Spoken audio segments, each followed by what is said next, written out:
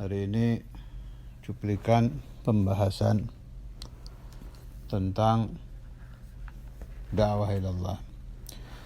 Saya nukil dari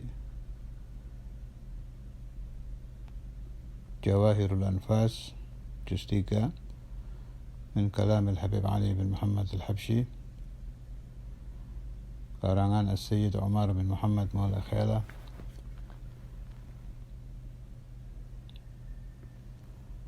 halaman 73. وقال رضي الله عنه: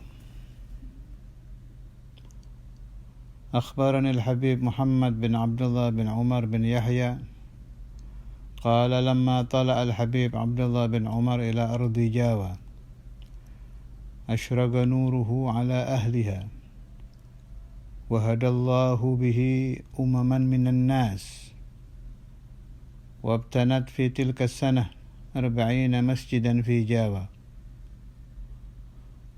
وأخبرني عبد القادر بن عمر: إن الذين يصلون خلف الحبيب عبد الله في كل فريضة 13,000، وأسلم كثير من الكفار. ولما عزم على الخروج إلى حضرموت ووصل سنغافورة، وكان بعض البلدان التي قريب سنغافورة ما دخلها الحبيب عبد الله، فأتى أهلها إليه وطلبوا منه أن يدخل إلى عندهم ويدعوهم إلى الله، وعزم على الدخول ورغب في ذلك. فلما نام تلك الليلة رأى النبي صلى الله عليه وسلم وسيدنا الفقيه المقدم وكأنها حضرت صلاة، فقال له النبي صلى الله عليه وسلم: قم يا عبد الله أذن. فقام وأذن حتى وصل قوله: حي على الفلاح، والفقيه المقدم على يساره، فقبض على فمه وقال: اسكت يا عبد الله، هذه العرض ما فيها فلاح. فلما أصبح قال: ما عاد أجلس في عرض ما فيها فلاح، وعزم على التوجه إلى حضرموت حالا. Ini riwayat sangat penting sekali untuk dijadikan i'tibar, bahwa terbuka tidaknya kita berdakwah di satu tempat tergantung izin dari para masyayikh, masyayikhnya para masyayikh musalsalah ila Nabi sallallahu alaihi wasallam.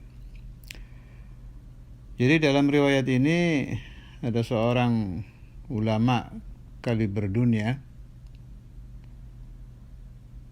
Al-Habib Abdullah bin Umar bin Yahya. Diriwayatkan bahwa beliau ketika berdakwah ke Indonesia, di sini diistilahkan Jawa tapi maksudnya Indonesia, dakwah beliau sangat berhasil. Bermacam-macam kelompok masyarakat masuk Islam. Bahkan diceritakan di sini, di dalam 1 tahun pernah terbangun 40 masjid. Jumlah orang yang sholat jamaah dengan Habib Abdullah sampai 13.000 orang. Itu 5 waktu: subuh, zuhur, asar, maghrib, isya. Juga diceritakan di sini tidak terhitung orang-orang non-Islam yang masuk dan bersyahadat di hadapan Al-Habib Abdullah bin Umar, mengucapkan asyhadu an la ilaha illallah wa asyhadu anna Muhammadar Rasulullah. Luar biasa berhasil dakwah beliau. Garis bawah ini, dakwah beliau telah berhasil. Tetapi ketika beliau akan kembali pulang ke Hadramaut sampai di Singapura. Nah, di sini dalam kitab ini dikatakan ada sebagian kota yang dekat Singapura. Jadi kalau menurut kitab ini bukan Singapurnya. Allahu a'lam ini. Kotanya apa, desanya apa tidak jelas. Penduduk setempat meminta beliau untuk berdakwah ke situ. Ke desa A.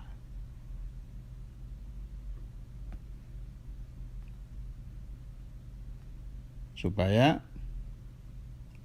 kota tersebut atau desa tersebut juga dimasuki ajaran Allah.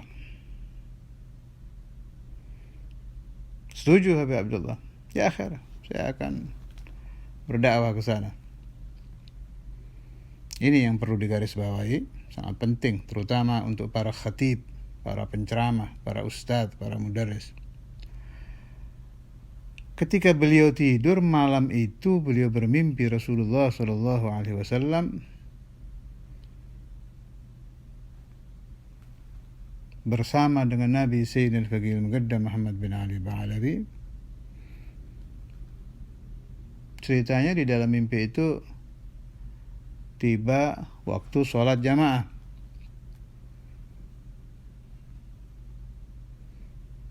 Kemudian Rasulullah SAW memerintahkan kepada Habib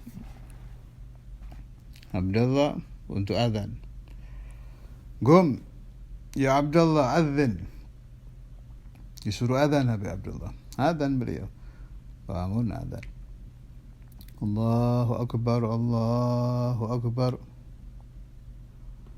Allahu Akbar, Allahu Akbar. Terus asyhadu an la ilaha illallah, asyhadu anna Muhammadar Rasulullah.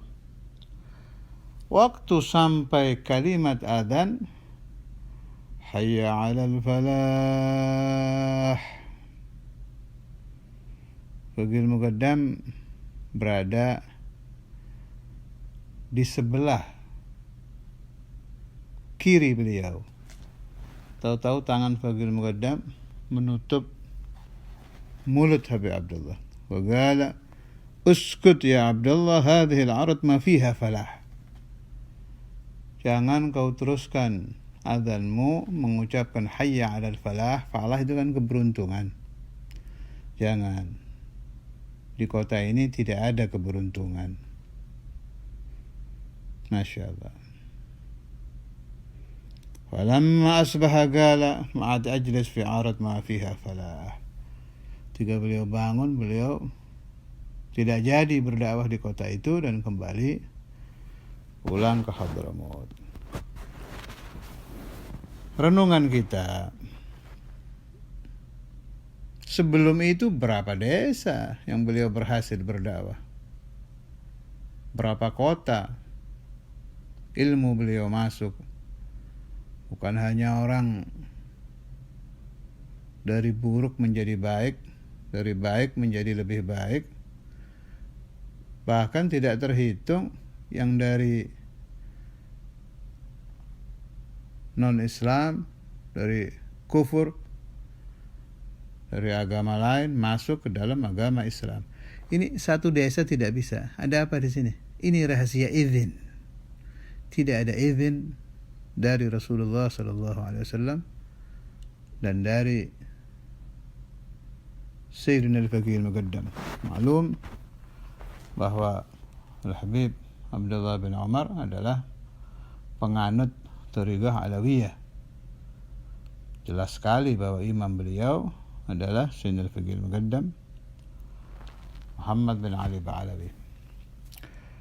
Karena itu saya teringat pesan mahaguru saya Syekhuna Samahat Al-Ustadz Al-Imam Al-Hafidh Al-Musnid Al-Qutb Al-Habib Abdullah bin Abdul Qadir Bil-Faqih radhiyallahu ta'ala anhu.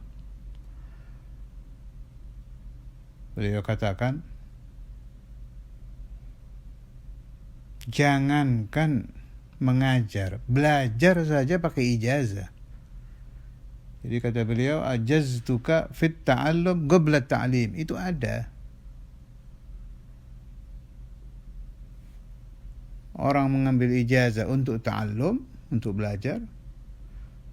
Setelah dia berhasil belajar, baru wat ta'lim.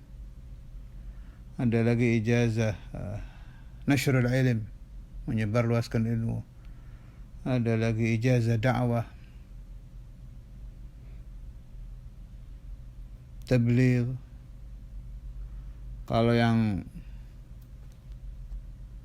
sudah kaliber atas seperti para masyayikh kita mendapat ijazah bi'ah thariqah, itu lain, tinggi itu. Kalau yang untuk kelas kita, setelah selesai ta'allum, sebelum kita berdakwah harus ada ijazah untuk dakwah. Sebab Qur'annya juga jelas, wada'iyan ilallah bi'idnihi. Ada kalimat bi'idnihi, harus ada izin menjadi da'i, menjadi muallim, menjadi ustaz, menjadi khatib, harus ada izin dari guru. Sebab banyak juga para mursyid, para syekh, para sufi yang melarang beberapa muridnya untuk dakwah. Karena si syekh melihat ini bahaya ini. Ini anak kalau dia dakwah akan semakin busuk, semakin buruk, hatinya semakin kotor. Jadi dilarang sementara sampai bersih dulu. Ada kebalikannya.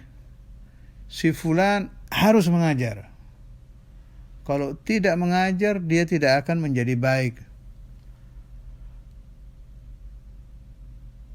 Di antaranya salah satu guru saya juga di Tegal, Syekhuna Ki Ahmad Giren, ketika beliau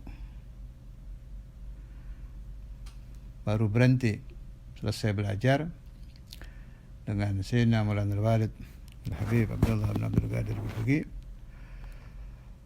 beliau ragu untuk mengajar. Bahkan cerita kepada saya, goncang betul waktu itu.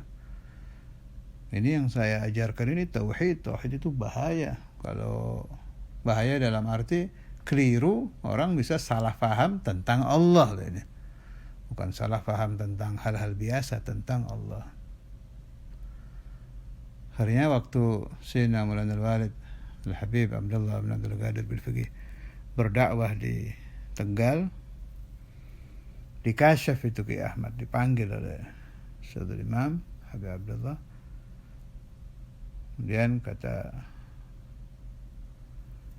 Saudara Imam, saya tahu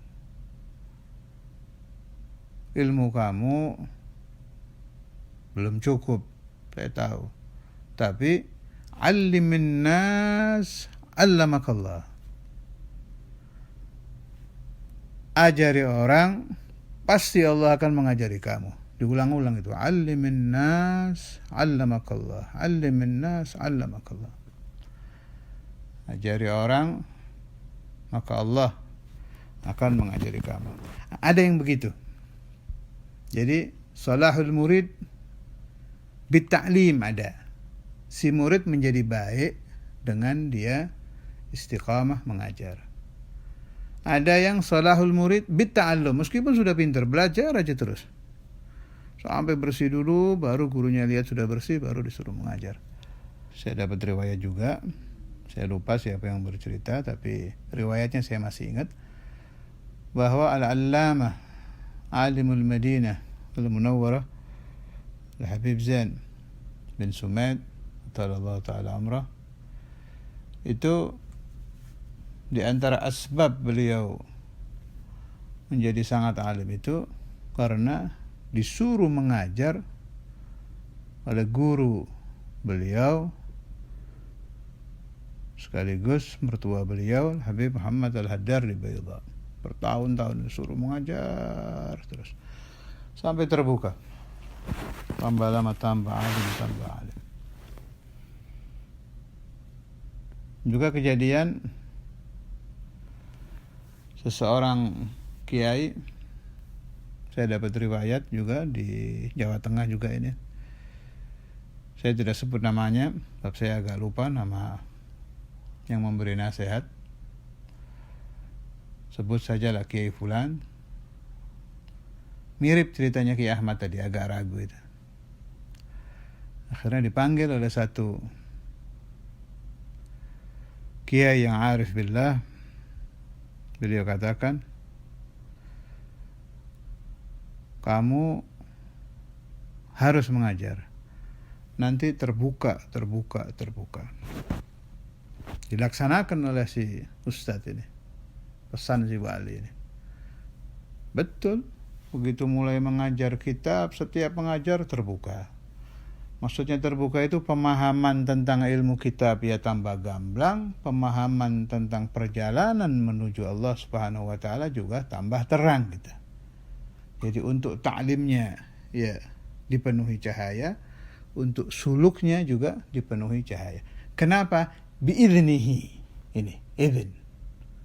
Ada izin dari para ulama, para salihin, para masyayikh yang pemberi izinnya punya silsilah kepada Sayyidina Maulana Muhammad Rasulullah sallallahu